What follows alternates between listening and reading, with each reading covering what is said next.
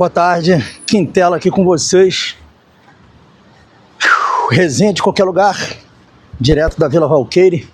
Talvez um dos meus, vou dizer que vai ser um dos meus últimos vídeos, pode ser assim, um dos meus últimos vídeos na Vila Valqueire, falando aí de Fluminense. Isso porque eu estou de mudança, como vocês sabem, eu estou indo morar em outro município, né? Estou indo morar em São Gonçalo. Então, provavelmente é um dos meus últimos vídeos aqui pelo Valqueire. Hoje eu resolvi fazer esse vídeo em formato de bate-papo com vocês, porque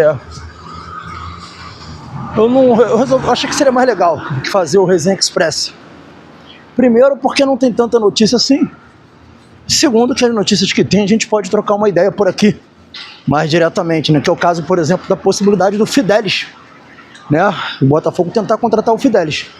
Acho pouquíssimo provável que ele saia agora pro Botafogo, mas não acho difícil acontecer uma ponte, né?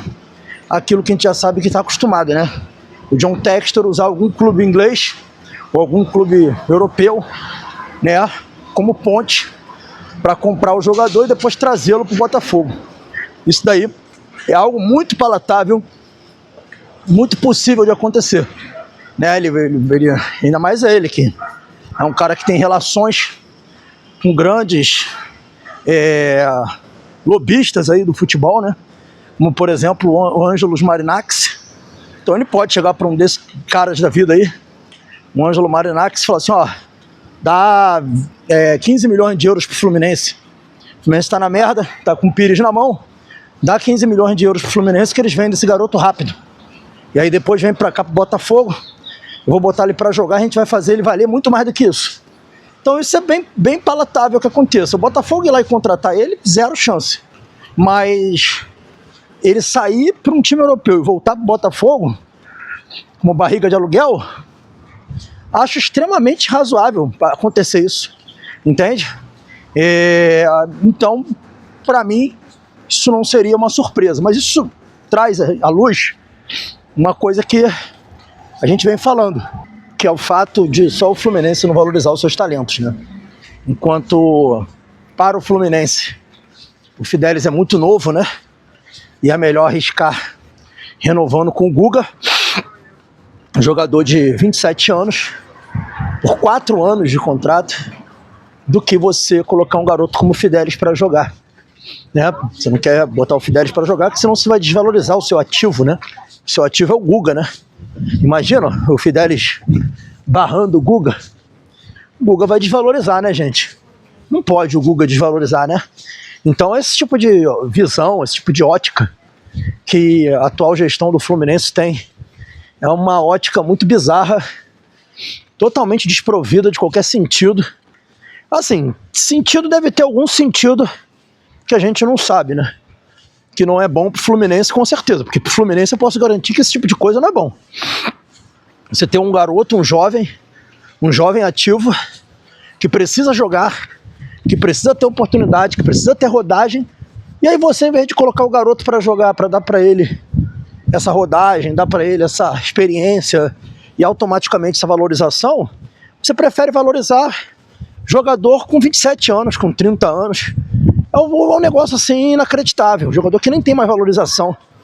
Ah, Quintela, mas renovação é porque eles vão ficar mais tempo no Fluminense para entregar ao Fluminense algo. Eu pergunto a vocês o seguinte: o que o Guga entregou pro Fluminense até hoje? O Guga teve um custo alto pro Fluminense, tá? O salário do Guga não é baixo, teve um aumento agora. O Guga foi um dos jogadores que foi contratado pelo Mário, que foi caro, quase 10 milhões de reais. E eu pergunto a vocês, o que o Guga entregou ao Fluminense? Quintela, ele foi campeão da Libertadores, foi campeão da Sul-Americana, mas eu estou perguntando o seguinte, o que ele entregou? Ser campeão não quer dizer nada. O NASA foi campeão da Libertadores pelo Vasco, né? O Thiago Santos foi campeão da Recopa pelo Fluminense. Quem mais? Vamos lá. O Manuel foi campeão da Libertadores pelo Fluminense.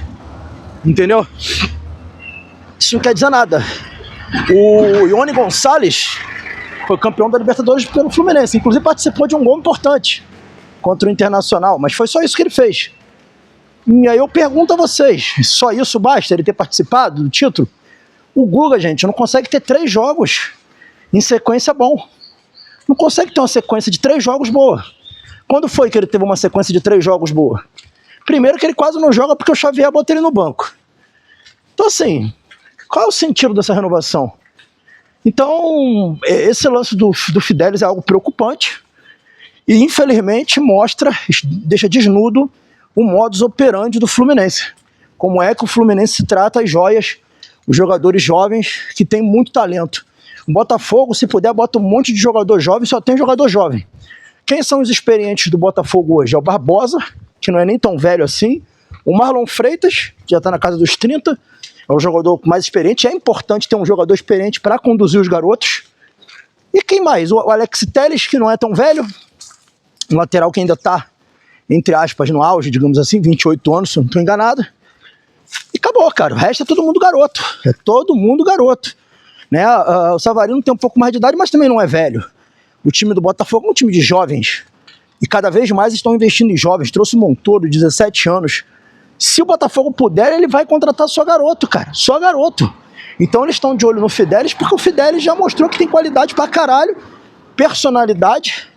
Poderia tranquilamente ser titular do Fluminense, sem nenhuma sombra de dúvida, mas o protecionismo, a visão arcaica, essa coisa de priorizar medalhão, isso sempre acaba falando mais alto no Fluminense. E aí você acaba acontecendo o quê? Você não prioriza, você não dá oportunidade para os jovens talentos jogar.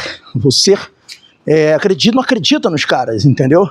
Eu não tenho a menor dúvida que se o Fidelis hoje assumisse essa lateral direita do Fluminense, além dele botar qualquer um no banco, ele iria ser, com certeza, uma arma muito perigosa do Fluminense nas competições que o Fluminense tem pela frente. Então é algo muito chato de lamentar. Outra situação, a gente tem o Matheus Reis recuperado de contusão há 3 meses. Matheus Reis era um jovem promissor da base do Fluminense que teve 2 contusões graves, ficou muito tempo parado. Pode até ser que não vingue no profissional. Mas o Everaldo vingou no profissional? Quem é o Everaldo? Vocês esperam alguma coisa do Everaldo? O Matheus Reis a gente não sabe o que esperar. O Everaldo a gente sabe o que esperar. O Everaldo é isso que vocês estão vendo aí. Entendeu? O Lima, que é até um jogador que eu acho que é um pouco perseguido, um jogador que é útil, pode ajudar o Fluminense, mas ele pode ajudar, gente. Ele não vai desequilibrar uma partida.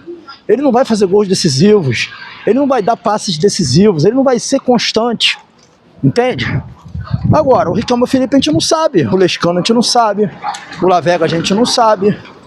Então, assim, são muitas inconsistências, muitas, como eu posso dizer para vocês, incoerências que se repetem, e a gente está vendo, ninguém é idiota. Nós não somos profissionais do futebol, nós não somos treinadores, não somos analistas de desempenho, mas a gente está vendo, cara. A gente gosta disso, a gente gosta de futebol. E a gente é torcedor também, né? Então, assim, qual seria a justificativa razoável para eu ratificar que o Lescano e o Lavega não merecem oportunidade, mas que o Lima e o Everaldo merecem mais do que eles? Não tem nada que me garante isso, nada. E por que o modus operandi? É aquilo que a gente falou na live que eu fiz o resenha com a galera ontem.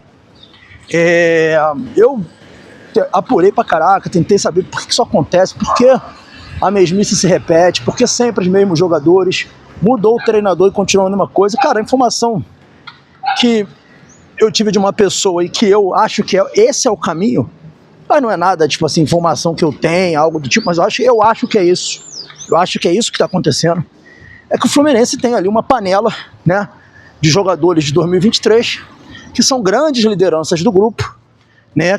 Adiciona-se aí o Thiago, que acabou chegando depois, mas que, de certa forma, não é a maior liderança.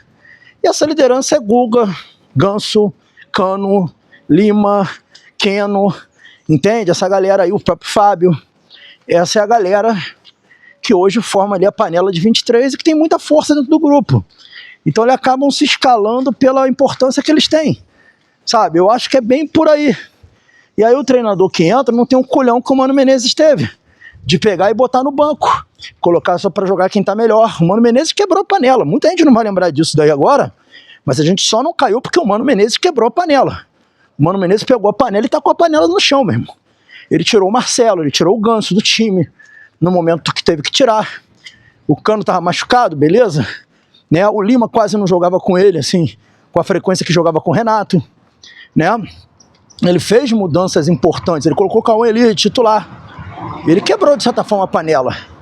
Mas é isso, cara, eu acho que tá meio que enraizado, sabe? E assim, é muito cansativo a gente vir aqui falar as mesmas coisas. Mas ninguém é idiota, todo mundo percebe que os garotos não têm vez no Fluminense, só tem vez quem é amigo, né? Amigo de técnico, quem é mais experiente, quem faz parte da panela. São sempre as mesmas pessoas, cara. Então, assim, isso cansa. Isso cansa porque toda live, todo vídeo, a gente tá falando a mesma coisa. E aí depois o pessoal quer reclamar que a torcida não vai ao estádio. O que o cara vai fazer no estádio, meu irmão? Sabendo que vai perder, que vai tomar fumo.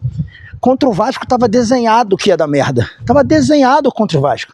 E olha que o Vasco não jogou bem. O Vasco não criou nada. Mas não precisou, porque os Zé Merdeiros de sempre estavam lá. Né? O Freitas é outro que também merece um banco. Por que o Davi não tá jogando?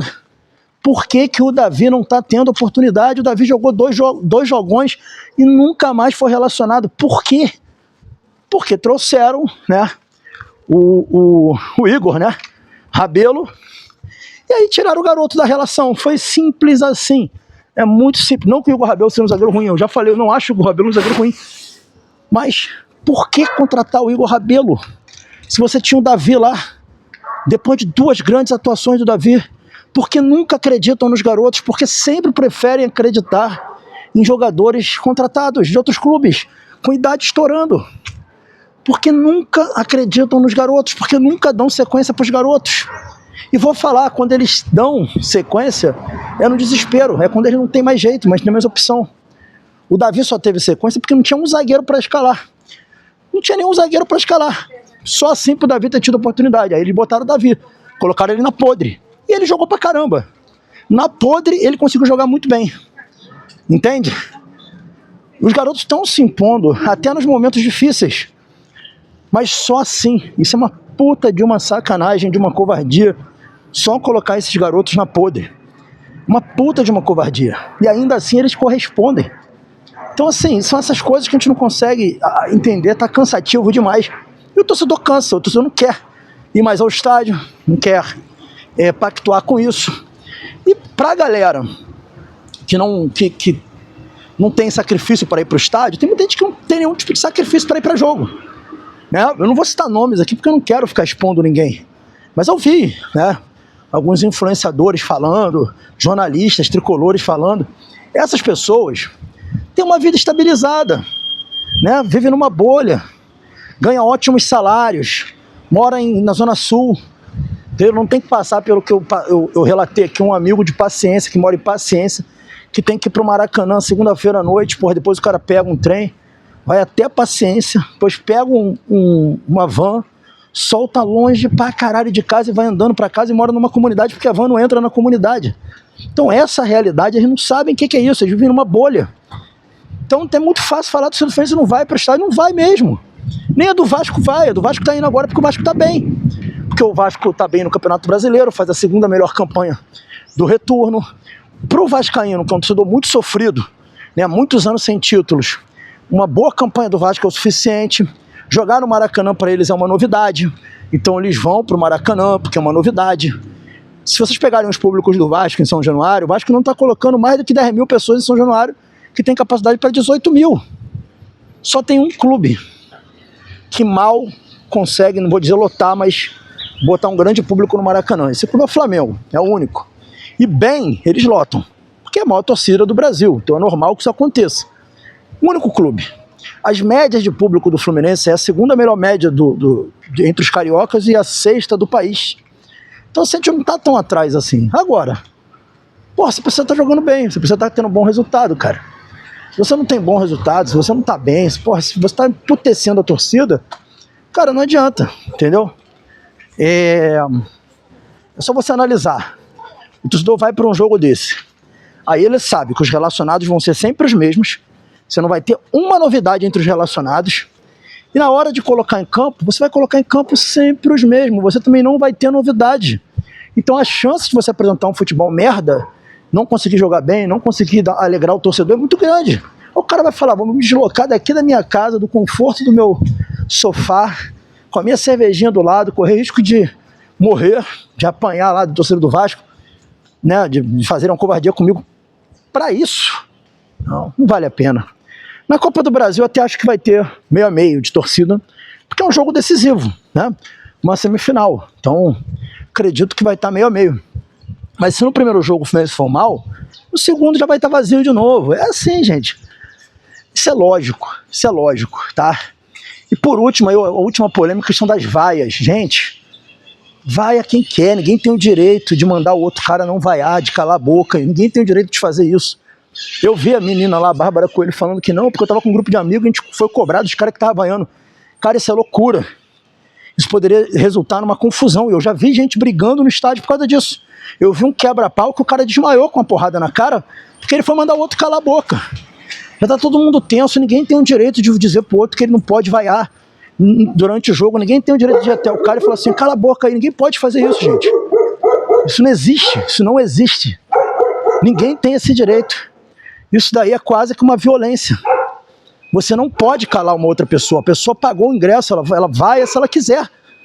Entendeu? Isso não é exemplo. As pessoas que estão falando desse negócio têm que ter um pouco mais de responsabilidade. Ninguém deve calar ninguém, ninguém tem o direito de calar ninguém. Isso é um absurdo, entende?